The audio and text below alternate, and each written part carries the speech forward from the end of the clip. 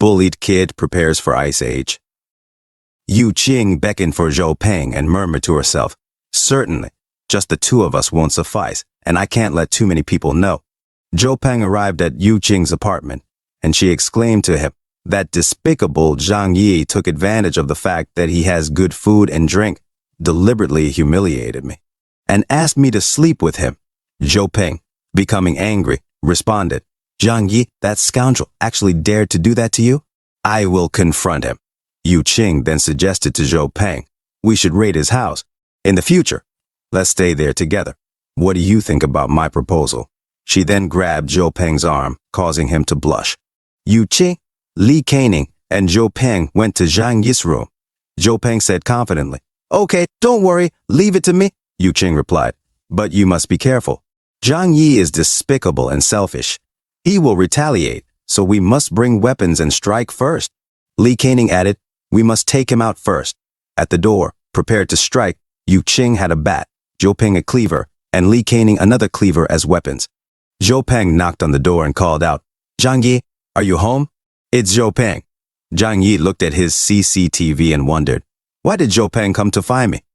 He must be up to no good." Zhang Yi muttered to himself as he scrutinized the weapons they were holding. "They want to kill me? Who do they think they are?"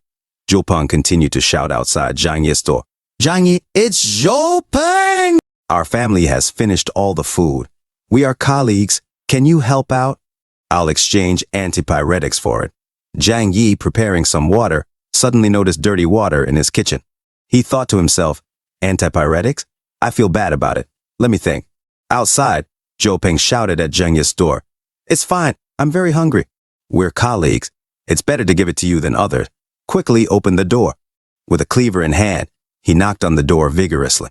Zhang Yi then called out, "Okay, I'm coming," and he placed a hose by the male window. Yu Qing, Zhou Peng, and Li Keining prepared for Zhang Yi to come out, but suddenly they were drenched with dirty water. Li Keining exclaimed, "What the hell is this?" They were all now covered in dirty water. Zhou Peng, furious, banged on Zhang Yi's door, shouting, "Zhang Yi, you bastard, come out!" "I'll get you," Zhang Yi replied, laughing. "Didn't you say you were starving? I gave you some leftovers. Why aren't you thanking me?" They all questioned to themselves, "How did Zhang Yi know that we are here?" Zhou Peng then shouted at Doc, "Just you wait. I will get you when I get in." He attempted to stab the door with his cleaver, but it suddenly backfired, causing him to break his wrist. Zhang Yi, looking at his CCTV and seeing Zhou Peng getting hurt, remarked, "Another idiot seeking death. I won't leave when I can. Don't leave my house. I won't take any risk. Wait until you all starve to death." Zhang Yi then settled into his couch, too. While Zhang Yi lay on his bed, he heard a gunshot and wondered if someone had a gun and had taken his banana tablet. He glanced at his CCTV, pondering to himself, "Chen Jangha? He hasn't died." He saw Chen Jangha gathering supplies in a room with his gang. Zhang Yi thought, after the water supply was cut off, they used this time to dig the snow, melt, and drink. Chen Jangha and his crew targeted this period. The people on the third floor are doomed. Supplies were seized, and gunshots were fired. They won't last long until they all perish. With this realization, he set down his banana tablet. The Mohawk guy spoke to Chen Jangha, asking, "Brother Chen Jangha, we've taken everything. What should we do now?" Chen Jangha, while looking at his phone, replied, "No rush. Let's first give this group of cowards a warning." In the group chat, Chen Jangha declared, "The city has been closed due to heavy snow. We can rely on no one. From today onward, we must rely on ourselves. I will be the leader of this building, and everything will be decided by me." He added, "Listen obediently. I can ensure a good life for you all. But who dares to defy?" He laughed ominously. In another message, Chen Jangha displayed a gun in his hand alongside an image of people lying on the floor, forever asleep. As Zhang Yi brushed his teeth, he muttered, "Chen Jangha is smart. No wonder he holds a high position in a gang. After all, pistol bullets and men are limited. It's impossible for him to fight everyone in the entire building, so he's using fear to control everyone." Suddenly, Zhang Yi noticed a new message and remarked, "A new group." The name of the group was Resist Chen Jangha Owner Group Chat. A man stated in the group chat, "Chen Jangha is a devil. Snatched 3 household supplies. He broke the door to get in." A woman added in the group, "In room 3001 on the 3rd floor, There are two young men still resisting. They were silenced by Chen Jangha. A man with glasses contributed to the chat. Rooms 302 and 304, scared by Chen Jangha, honestly handed over the food and drinks. While wiping off the toothpaste from his mouth, Zhang Yi read through the messages. A man declared, "We must unite and stand against Chen Jangha, this devil." A girl replied hesitantly, "But he has a gun," the man with glasses retorted. "So what? How many bullets does he have? They can't stop us if we attack together." The girl questioned, "When do we take action?" Zhang Yi pondered to himself, planning to revolt. A man in the group chat said, "This isn't a problem we can't handle. We definitely need to punish Chen Jangha." A girl added, "After all, he's a desperado. He has a few men. We need to take a long-term approach." Another person replied, "Yeah, being reckless isn't good.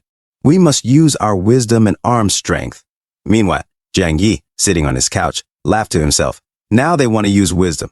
Just now, they dared to act arrogant, probably to let other people who got heated up go help block bullets. Zhang Yi then read another message from Uncle Yu. "We can't let Chen Jangha and the others continue to rob us. Otherwise, he will kill all of us. Not shoot to death, we will starve to death. Either way, we will still die." Uncle Yu, from his couch, sent another message. "I can't take the lead. Everyone, follow me. We will go teach him a lesson." The determination to stand up against Chen Jangha's tyranny was evident among the group. Despite the dangers they faced, someone replied, "Uncle Yu, I support you." "Need weapons? We have an unsharpened butter knife," a girl suggested. "Chen Jangha is crippled. Uncle Yu, find a chance to sneak attack him from behind. Don't give him any opportunity to fight back." Uncle Yu responded, "Chen Jangha has 5 men, 6 people, and a gun. I can't succeed if I go alone. I need at least a few young men." Suddenly, another person replied, "No, Auntie Lin from the neighborhood committee just defrauded us of our supplies. Who knows that you won't be like her?" A voice message was also sent. She said that old hag defrauded our supplies. If you use the remaining combat ability to find Chen Jangha and surrender, what will happen to the remaining old, weak women and children? In the group chat, people quarreled fiercely. A girl argued, "If we don't fight back, we'll just be waiting for Chen Jangha to come and easily kill us one by one. If we don't unite, sooner or later, all of us will die." Another girl chimed in, "Lu Tiantian is right. Who knows if Uncle Yu is the spy that Chen Jangha sent? Anyone who wants to seek death can go." Uncle Yu retorted, "Taking the initiative after being accused of taking advantage is called cowardice." A girl responded, "Who's the coward here? If all the men are killed, who will protect the wives and kids? Chen Jangha can't hold out for long." Meanwhile, Zhang Yi was cooking and reading the messages from the group chat. He muttered to himself, "I expected too much from them." Zhang Yi then poured his food onto his plate and sat on the couch. He sighed. Now the blame game is still ongoing. The majority of these people deserve to die. As he tried to eat his food, it was too hot and he ended up burning his tongue. In another scene, Chen Jangha and his gang raided another apartment, forcing the owner to permanently go to sleep. Chen Jangha shouted at his goons to move faster. One of his gang members spoke up, "Brother Chen Jangha, why don't we stop? There are so many other people in this building with food. We don't have to treat our own brothers like this." Chen Jangha snapped back, "Shut up. I told you to throw him. He's sick and will sleep forever in the room. You want to end up like him?" He pointed his water gun at the person. The goon quickly replied, "No, Brother Chen Jangha is right. Since he's asleep forever, we should make full use of him. They can help us survive a while longer. It's a good thing." Chen Jangha said to his gang, "Good, I'm glad you guys understand. My hard work has paid off. If I didn't have a gun, they would have listened to me. If only we could eat meat, then they would obediently follow." While eating his food and looking at his CCTV from his banana pad, Zhang Yi remarked, "Chen Jangha is so ruthless. He's placed bodies outside, probably treating them as rations for when there's nothing else to eat." Zhang Yi contemplated that if Chen Jangha provoked him, he would find a chance to make him go to sleep forever as he stretched his arms. The next day, a girl messaged the group chat in distress, "Sob, sob, sob. Everyone, save me. I am below Chen Jangha's home. They are knocking my door down." Another person messaged the group, "Uncle Yu, save me. Aren't you a retired soldier? They're definitely no match for you. They can't be trusted. They are too ruthless. We need to unite. A girl barricaded her room as people tried to break down the door. She said, if anything happens to me, you guys are next. She sweated in fear. Suddenly, the door was forced open, and she pleaded, no, I beg you guys. I will give you all the resources. Spare me, she cried as a shadowy figure spoke in Chinese. She was then grabbed by her foot and dragged outside of her apartment. She tried to shout into her phone for help. People in the chat messaged, you wanted to be a coward, now face karma. Another said, you deserve it. Luckily, it was you instead of me. Yet another remarked, nice one. You earned us some time. In her apartment, Yu Qing spoke to Li Kaining, say, nah, we have to think of a way. We can't let this go on. Chen Jangha and those bastards will start killing women sooner or later. Li Kaining replied, what way do we have? We can't enter Zhang Yi's house. We'll end up like Lu Tiantian soon. Yu Qing thought to herself to tell everyone about Zhang Yi's house having many resources and to join forces to occupy it. However, instead, she created another group chat named Mutual Aid Group and added Zhang Yi. Yu Qing then messaged the group, attaching her picture flaunting her small chest. She said, Zhang Yi, it's too dangerous outside now. Chen Jangha and the rest will soon come and snatch our resources. She sent another message, everyone, live scattered. We lack a good base. Your house has a balcony, and the security door is strong. I hope you can join our team. Or Zhang Yi read the message from Yu Qing and muttered to himself, it seems Yu Qing has informed them about my situation. Not a bad move. They don't even know who crippled Chen Jangha's leg. He replied to the group chat, no need, thanks, I am very comfortable alone. Find somewhere else to use as a base. Zhang Yi thought to himself, want to snatch my resources and house. They don't really think this trick will work, right? In the group chat, someone pleaded, Zhang Yi, everyone's life is in danger now. You can't be so short-sighted. We can only survive if we work together. Another person reasoned, we chose your house because only your floor has a balcony convenient to get snow water. It's mutual benefits. Everyone can also protect you. Yu Qing chimed in the group chat, I admit we need your help. But think of it, if we enter your house to take shelter, you can save 7 to 8 lives. Could you bear to watch us getting killed by Chen Jangha? We have been friends and neighbors for so many years. Zhang Yi retorted, we are already in this situation. Whether you guys can survive or not depends on your own ability. You guys have no value to me. Why should I help you guys? After this message, Zhang Yi left the group chat. Yu Qing, Li Kaining, and 2 of their neighbors were shocked when Zhang Yi left the group chat.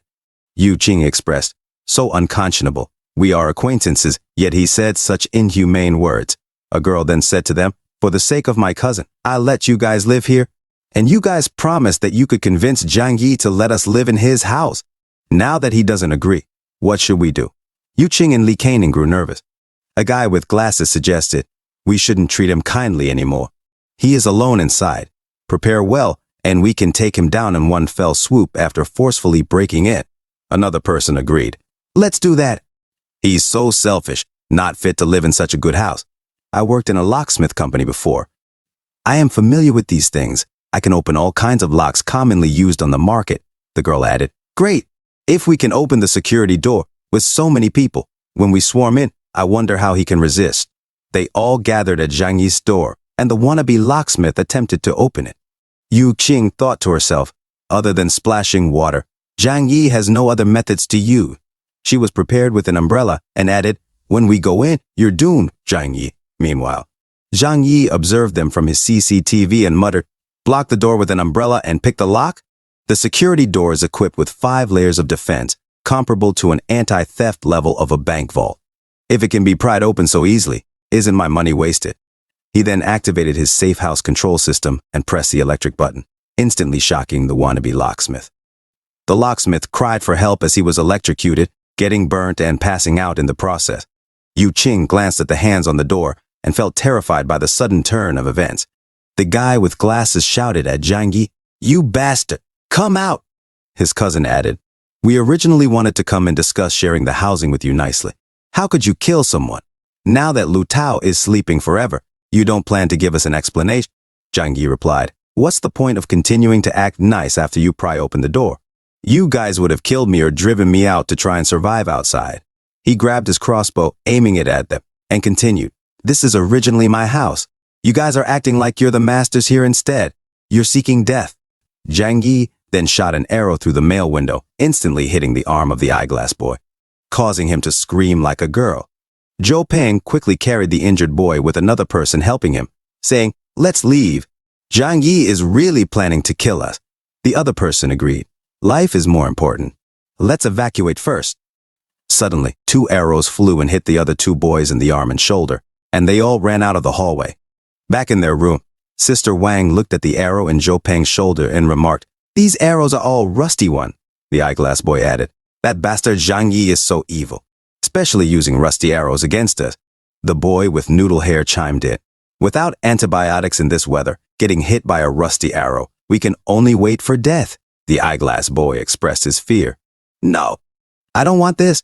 Sister Wang then slapped Yu Qing, saying angrily, "It's all because of you guys. Didn't you say his door is only durable and strong? Why does he have arrows? Did you know this all along? Ran so far away?" Yu Qing replied through tears, "I don't know. The last 2 times we went, he didn't attack us with a crossbow." She held her swollen cheeks in pain. Zhou Peng stepped in, saying, "Sister Wang, don't be like this. I can testify that Yu Qing really didn't know about it." The boy with glasses groaned, "We are injured now. We need someone to take care of us." Sister Wang quickly tried to find help on her phone. "Come and help. We're badly injured. We can only find Dr. Zhou Kaer." Yu Qing and Li Kaining attended to the wounded. Dr. Zhou Kaer arrived and started to help Zhou Peng. Sister Wang said to the doctor, "Whether our family lives or not, it all relies on you." Dr. Zhou Kaer was shocked to see the arrow wound again. Sister Wang asked, "Again, was someone else shot by an arrow too?" The doctor replied, "No, a patient from my hospital also has the same injury. The wound is too deep. Unless we have professional equipment for surgery, I don't have absolute confidence." Sister Wang cried, and Dr. Zhou Kaer added, "Simply handling or pulling out the arrow will cause infection without the right antibiotics to treat it. I'm afraid." The situation was dire, and they needed urgent medical attention. Sister Wang exclaimed, "Jangha is so ruthless. He must have done it purposely. How can he be so evil? Even if we occupy his house, we won't kill him." Dr. Zhou Kaer thought to herself, "Jangha? He lives here? I've met him before. All these wounds are caused by him." Dr. Zhou Kaer then said to them, "Anyway, without medicine, pulling the arrow out is dangerous. I hope you guys understand." Yu Qing suddenly remembered, "Medicine? I remember Zhangha's house has it. 1 month ago, I saw someone deliver many medicines to him." The possibility of finding medical supplies in Zhangha's house gave them a glimmer of hope amidst the dire situation. Thank you for tuning into my videos. I hope you've been enjoying them. I'd like to ask for a small favor. I've noticed that only 7.7% of you are subscribed to my channel. To all my viewers, I greatly appreciate your support in helping my channel grow. Please consider hitting the like button, subscribing, and sharing your feedback with me. Your input will help me enhance the quality of my videos. Thank you all so much, and lots of love to each and every one of you.